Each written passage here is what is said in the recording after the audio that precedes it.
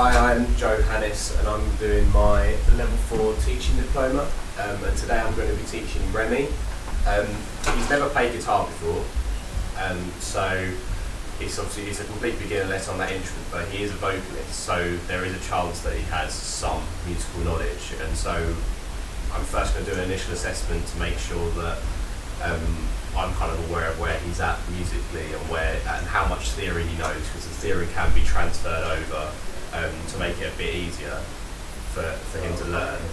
But you don't want to bog him down in the theory of it, so I'm going to try and keep it as minimal as possible, just teach him the name of the strings and kind of how a guitar works, how you start from the open string, and then if you write out chromatic scale, you just literally plod along. That's kind of my first thing I want to start with, just to see how quickly he gets it, how used to thinking in those kind of terms he is. And then, once I've kind of got through that bit, I'm just going to teach him a few chord shapes so we actually get him playing, and just see how he gets on with those. And if he does really well, he does it quickly, we'll go through more chord shapes. If he's struggling a bit or he needs some correction in his positioning, then we'll slow it down, make sure that he's playing every string so that everything's ringing out, and just kind of make it really laid back and comfortable. And not too much pressure, because it is his first lesson. I'm not expecting him to be playing amazingly well. It's just trying to get him to create clear, coherent chords and to have a bit of an understanding of how the guitar works. Okay, hi Remy, I'm Joe. And so what I want to kind of ascertain first is, you've never done a guitar lesson before, have you? Never done any kind of guitar, but you're a vocalist. Yeah. So kind of just looking at how you're going to be able to transfer some of your skills over, which are like, you've got some like theory knowledge and things like that about how kind of music works in general. So if I said to you, could you make like what notes are in a C major chord, would you know what notes are in it? No, nothing like that. Okay, cool. So we're going to start from kind of like right at the beginning, and just you might pick some stuff up easier, you've got a bit more of an ear for stuff, but we'll just take you right back to basics and just see how you get on. Yeah. Cool. So what we're going to do first is, do you know what a chromatic scale is? So chromatic scale is literally all the notes that you could ever have on a guitar, starting from C, okay, put one next to the other, okay? So all I'm going to do is just write out on here, just because it will be a reference point you can look at, yeah? So.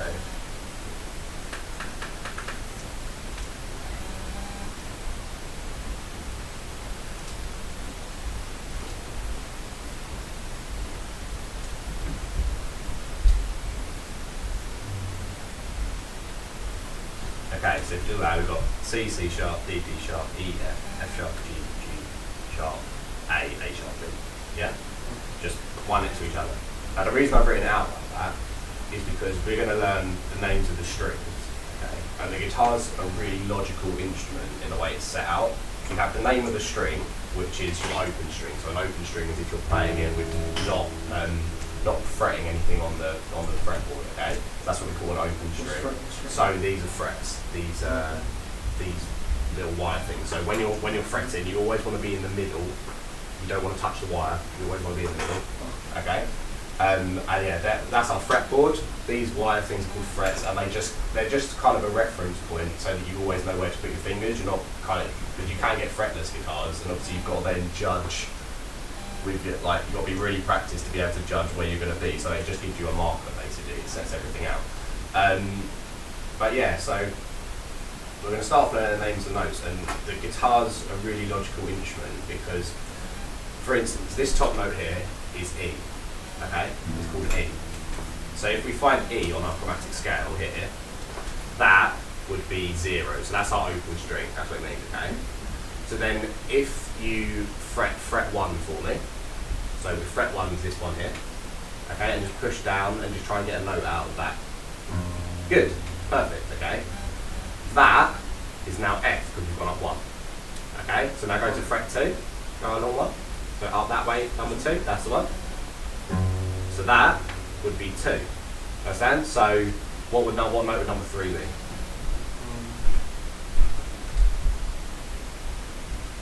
G, good. Yeah, it literally goes up. So So number 4. G. Not G, but that little things there are sharps. So they're called sharps, yeah? So that's a sharp. So this that be Yeah. G sharp. D sharp. Cool. Okay, so it literally goes along like that for any string. Okay, so I'm going to write out the names of the strings here, and I'm going to give you a little way to try and remember them. I'm going to just test you to see if you've got it a bit. So we're going to go down, and I'm just going to say a random string, just try and get you to name them. And then I just want you to think about that and just try and apply it. So that wherever you are on this, whatever note you start from, if you go up 1 fret, you just go along to the next note. Okay, so it literally goes up like that.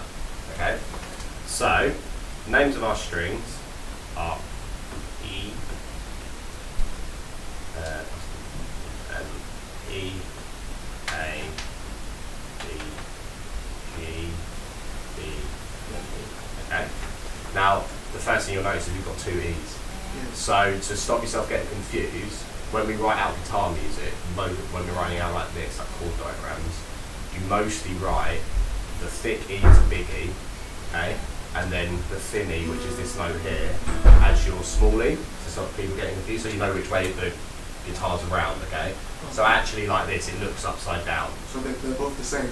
They're the same pitch, but they're just an octave apart, okay? So they're both the same note, they're just an octave apart. So yeah, that's the thick E, that's your thin E, that's the way to remember it, okay? And then there's like a rhyme to remember what all the strings are. Well, actually, it's a mnemonic, so it uses the first letter of each of these, okay? And it's elephants and donkeys grow big ears. Okay?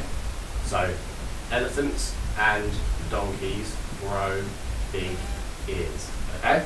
It goes down. So find me an A string. Good. Find me the G.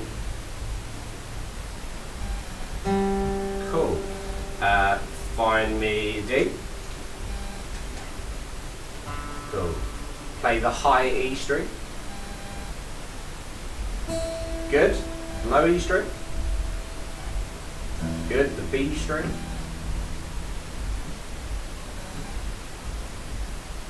Cool. So if you can remember elephants and donkeys grow big ears, it's pretty easy. Yeah, it's pretty easy to work it out. And donkeys grow.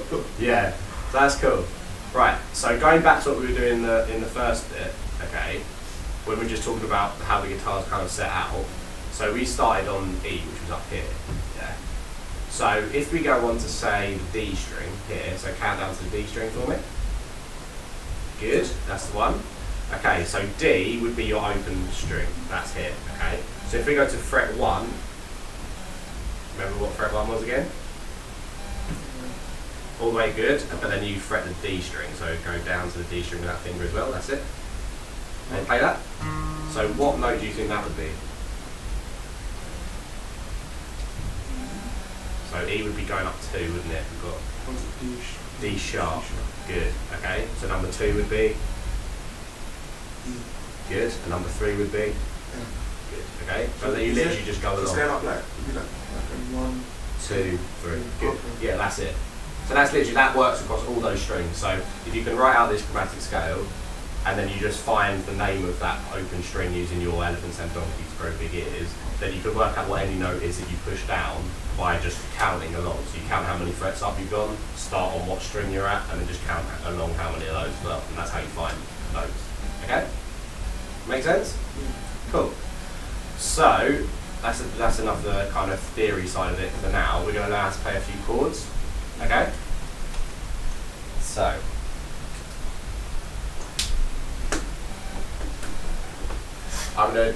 when we're talking about putting our fingers down, I'm going to talk about it in terms of strings still, like the string names. So just count down with your elephant and donkeys and see if you can just kind of like reinforce the names of those in your head, yeah? Okay, so the first chord we're going to play is kind of the easiest one to fret, and it's called E minor, okay? So for E minor, you want to put your second finger, which is, this is our thumb, first finger, second finger, third finger, yeah? So you want to put our second finger on the second fret of the A string. Good. Yeah, that's the one. So play that for me. Good.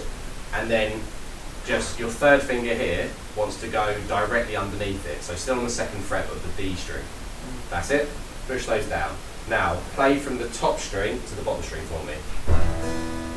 Good.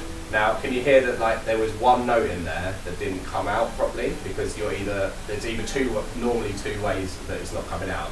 Either you're not pushing hard enough or you're blocking the string in some way. So the way that, you curl your hand out of the way and push harder into this. There you go, try that again now. Good. Okay, that's it. That's our first chord, that's E minor. Okay, so the next one we're going to do is we're going to do A minor. Okay? So, A minor is literally, you drop these two fingers down a string each. Good. And then you put your first finger on the first fret of the B string. Good. That's the one. Okay, so the one to be careful on this one is your first finger doesn't block off that string at the bottom because we still need to hear that. So, and then you strum from the A string down on this one because it's an A minor chord, so you're starting from the A. Okay, you hear that, yeah? That's because you flattened your fingers, try and curl them. So remember to have that finger on the string below. This one. That's it. Okay. Good. That's a good position. You kind of want them curled because it keeps them out of the way. If you can. There you go. Okay. So go down slowly for me. Just literally go. Okay. That one's not been pushed hard enough. Yeah. You got to push down. There we go. That's it.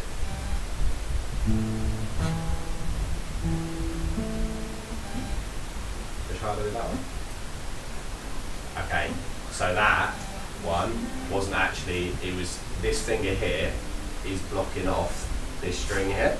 So what you want to do is you just need to curl you want to try and do it so, yeah, it doesn't help that you've got, your nails are a bit long for it because it's kind of blocking out. But if you move both those fingers up again, because they're, remember we were on this string, D string, yeah. Just try and go through the shape again to make sure you got it right. So you want the second finger on the D string at the second fret. That's it. You've got your finger there already. Yeah, that's the one. And then that one goes directly underneath it. That's it. And then your first finger is there. That's it. Okay. So if you look at my hand shape, my thumb's quite low down the guitar here, and that means that it pushes my fingers out. Okay. So just try that for me. Just try dropping your thumb a little bit. It's quite high at the back, and that will make it easier to curl your fingers around. And then what you've got to try and do is make your thumb push into the guitar and push against it on the other side, so you get quite a lot of pressure.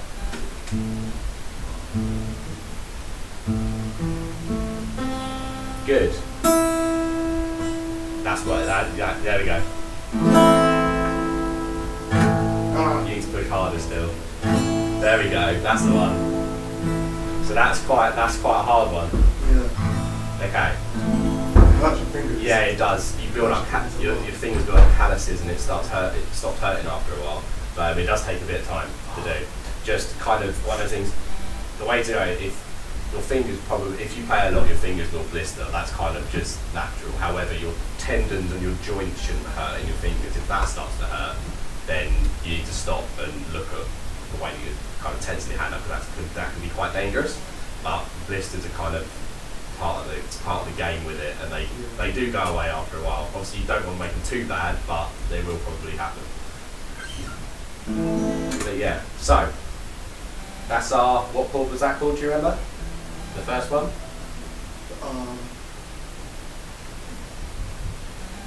So what string did you start from on that one? A. On this one? Yeah. Good. Okay, so it was E. A. No. E. Then we got the type of chord. E minor. Yeah. That's alright, don't worry. Okay? E minor. Okay? No, that's cool. So both of these ones are minor chords. So we've got E minor, because we're starting from the E string, okay, and A minor because we start from the A string here when we drop it down, okay. So that's also a good way to remember what string you're supposed to start from, because we always start with the bass note of the chord, okay, which is E and E minor, A and A minor. So you want to start from those strings. These ones with sharps. With what ones being sharp? The bottom, E minor. So minor chords are a lot of notes together. They're not a note, okay? So if I'm playing that can't be a minor because you either have sharps or flats. You don't have, like, they're not a chord. A chord has to be notes grouped together, okay? So for instance, that'd be E, F, F sharp, G, etc., all the way up. However, that is an E minor chord. That's an E major chord. Okay, they have to be grouped together. Cool. Right. So if you go back to the first chord and just see if you can remember it and get the fingers right. So what fret are we on? That's it. And then your first finger goes on top of it. Cool. Okay. So that's A minor. Yeah. So what string are we starting from? Good. That's better. You only had, that was only the B string there was just a bit out. Okay, so they're doing, if you just hold it down still, that's fine. That needs to be pushed harder. There we go, that's the kind of pressure needs to be on it. Okay, don't move that finger, that's it. Push harder with that. Okay, can you see how you're twisting your hand like that when you're doing, you kind of want to straighten your hand up more. So if you go back into that chord check for me, I'll just like kind of give you instructions to adjust your hand position a bit so that it's a bit more comfortable. That's the one. Now, yeah, you kind of can't help your first finger being at an angle a little bit because it's kind of the way your hand works. But the way that you know you've got it right if both of these fingers are straight, basically, these fingers, there's no real need to slant them. So if you just try and keep these ones straight and then let that one fall where it may, you're in the right area.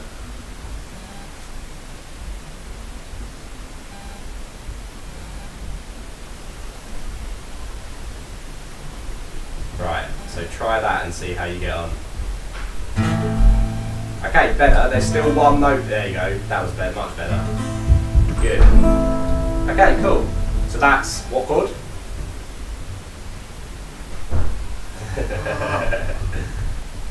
Which one? What note are we starting from? B. No. Remember our rhyme. Yeah. A. A. Okay. So it was A. Good. A minor. So that's our first chord. Okay. A minor. Okay. And then go back to the very first one we did. Remember that? It was still at fret number 2. It was up there, yeah, but it was fret number 2, so that's it. And then where was your other finger? There were 2 fingers down. That's the one. Okay, so if you move your fingers back. Good, okay. Now you just play that down. Good. So the next stage is, see what we're doing for time. Okay, so we're near the end of the lesson. The next stage, I'm going to write all these chords in a practice book for you to kind of take home. So we'll have a diagram. It'll be written like that, and then literally next to it, I'll have the numbers of the frets written on it. So, for instance, you're not playing any frets on that string, so that'd be a 0. You're playing the 2nd fret on that string, aren't you? So there'd be a 2, a 2, a 0, a 0, a 0, and that'd make that chord. Yeah? You understand? Make sense? Cool. So I'm going to write those in your book just so you can always remember what they are. And then what I want you to practice is going through those chords, but trying to change between them as well.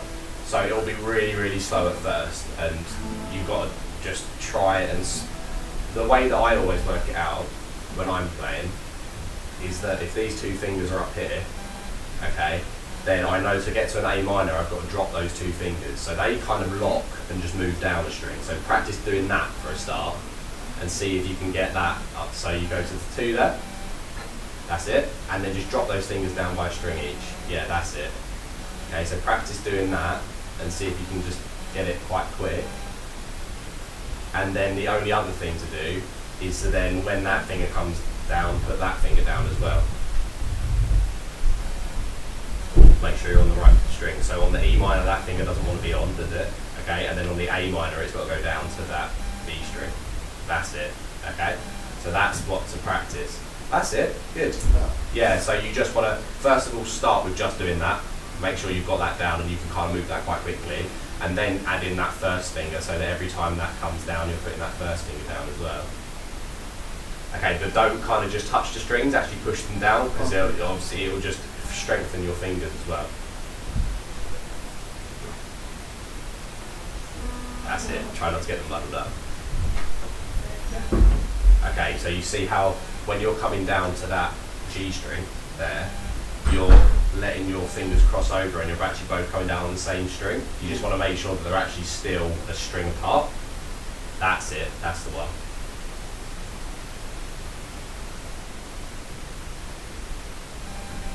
Cool. Yeah, that's good. Okay, so it's kind of just a little exercise that one strengthens your fingers and two will just make it easy to change between those chords. So then, kind of the next step on from that is practice doing that back forward until you've got it that you can change to the actual chords like that. So you've got that first finger in there as well. And then try strumming with it. So just go. So I'm not expecting you to be able to do it now, but that's it. Yeah, it's a thing to practice. It's kind of the next step on after you've been able to move those fingers. Yeah. It's quite a bit confusing. Yeah, that's it. The thing that's the hardest point is when you're moving down, try not to cross those fingers over so you're on the same string. You want to make sure that they're locked a string apart, because when you're coming down, you're moving that finger just a bit lower and it's staying on the same string. Okay? So, understand it all? Yeah. Yeah? Got it? Yeah? Think you'd be able to practice that if I wrote those chords in that book? Yeah. Cool. Okay? Good lesson? Cool. Well done. And see you next week. So, overall, I think that lesson went really well. He was a good student. I like the fact that he was inquisitive about things. There were some things that I kind of assumed he had knowledge of, like knowledge of frets, like what were frets. And so that was my mistake. I should have explained that beforehand. But luckily enough, he was inquisitive and he knew, and he asked the questions that he wanted to ask, which was nice because it obviously meant that he felt comfortable enough to ask me about things that he wanted to know. And overall, he achieved what I'd set out to do. He had a good understanding of, he really liked the mnemonic, he could do that quite well, and he was using it, you could see him using it all the time to make sure he knew what string he was on. And I was directing him to proper string names, and he was going there, so it obviously worked, and he was doing really well. He seemed enthusiastic to practice what I taught him, which was good. I wrote all the chord shapes out for him, and he's taken it home. And then I've also given him finger strengthening exercises, which I think will help him a lot, and he was getting the hang of quite well, but it was also good as well that we could identify the areas for improvement very accurately. So I could see straight away that when he was dropping his fingers, he was going onto the same string and crossing over slightly. And it's good because it's sometimes difficult to explain to people when the note's not ringing out why it's not ringing out, but that was quite an easy correctable thing to his hand position was very good after I corrected it, and he knew where he was on the fretboard. And I think generally as a first lesson, he did what I wanted him to do. He concentrated really well, we got on really well, and yeah, I think overall it was a good lesson.